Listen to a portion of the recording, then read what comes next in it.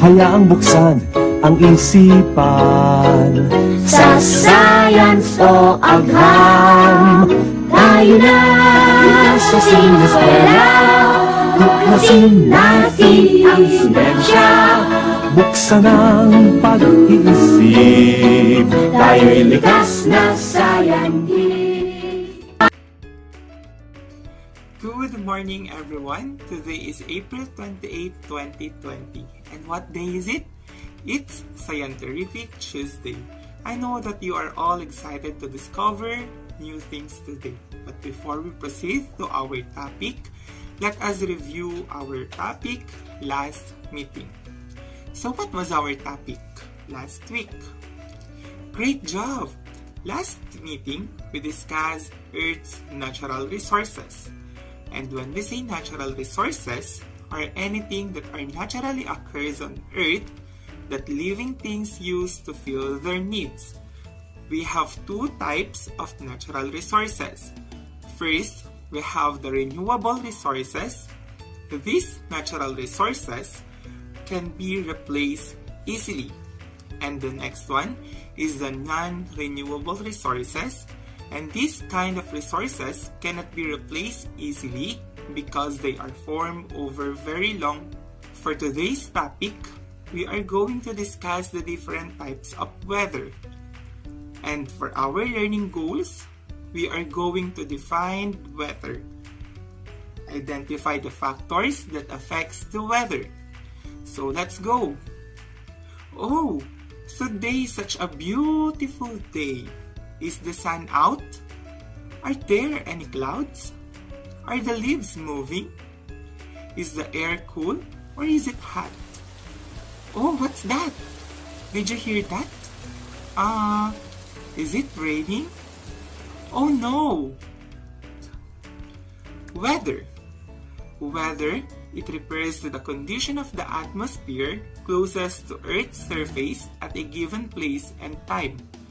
The weather condition may be described in terms of cloudiness, rainfall, and speed of the wind. There are different kinds of weather. We have fine weather, fair weather, rainy weather, and stormy weather. Fine weather. The sun shines for most part of the day. Thin and high clouds may be seen in the sky. In this kind of weather, we can play outdoor. People work outside or going fishing. Some people enjoy the beach.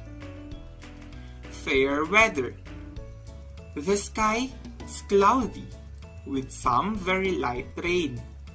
This type of weather is favorable to farmers and gardeners.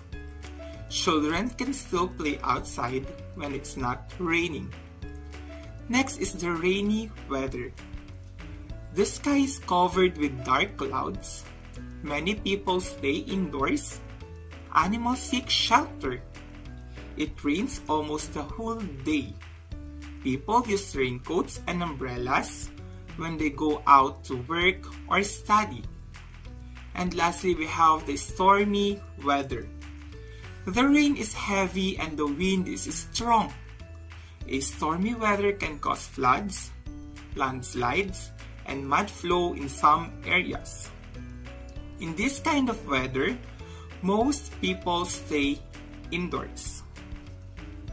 Some factors that affect the weather includes air temperature, air pressure, humidity, wind, clouds, and precipitation. Air temperature. Air temperature refers to the warmth or coolness of the air around us. Air temperature affects the water vapor in the air. Temperature is usually higher during the day than at night. It is usually warmer in towns and cities than in rural areas. This is because there are more buildings in towns and cities. They absorb heat during the day, making the surrounding air warm. Next is the air pressure. It refers to the weight of the atmospheric air pressing down on the Earth's surface. This is due to the force that pulls the air particles closer to the Earth's surface. Low air pressure shows an unstable atmospheric condition, and it indicates that a storm is possibly on its way, while high air pressure indicates a stable atmospheric or a weather that is likely to be fair. Next is humidity.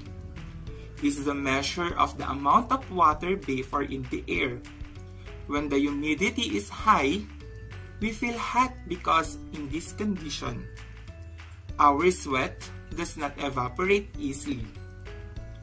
Wind, it refers to the movement of air. During storm, the speed of the wind can be so high. Clouds, they are made up of tiny water droplets in the air. They are formed when the water vapor masses in the air is cool, condense, and fuse together. There are different kinds of clouds. We have the cirrus, the cumulus, stratus, and nimbus. First is the cirrus clouds. Cirrus clouds are thin, white, and feather-looking clouds high up in the sky. They are made up of ice crystals. Cirrus clouds indicates fine weather. Next is the cumulus clouds. Cumulus clouds looks like fluffy white cotton balls. They have flat bases. These clouds form in the early afternoon on hot, sunny days. They indicate fair weather. Third is the stratus clouds. It looks like a layer of gray sheet covering most of the sky. Stratus clouds may be accompanied by rain or may signal upcoming of rain. And last one is the nimbus clouds. Nimbus clouds are dark, low-lying clouds, and they are animals to die. It's trivia time! Some airplanes are designed to collect data about hurricanes. These airplanes fly close to the hurricane and drop weather tubes into the hurricane. The tubes contain weather tools that can record humidity, pressure, and wind direction and speed. The data collected help the scientists predict and track hurricanes. And now, here are the questions to be answered in